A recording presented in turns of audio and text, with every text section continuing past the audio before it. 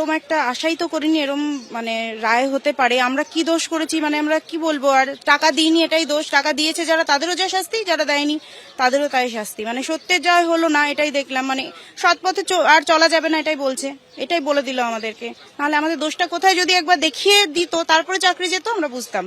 কতবার ডকুমেন্টস জমা দেওয়া, ভেরিফিকেশন হওয়া, সিবিআই লিস্ট দিয়ে দিয়েছে কারা অযোগ্য, যাদের থেকে নাকি টাকা, এখনো সবটা জানি না টাকা কাদের থেকে ফেরত চেয়েছে চাইনি, যাদের থেকে চেয়েছে নিশ্চয়ই যারা টাকা দিয়ে পেয়েছে তাদেরই হয়তো হবে। তাহলে তো ওরা জানেই কারা টাকা দিয়ে পেয়েছে আর কারা টাকা দিয়ে পায়নি, তাহলে সেটাও যখন জানে তাহলে চাকরিটা কি করে যায়? মানে আর এখন চাকরি যাওয়া মানে কি, 6 বছর চাকরি করার পরে চাকরি চলে গেছে, মানে আমরা কিভাবে চলবো, বেঁচে থাকবে কজন তাই জানি না।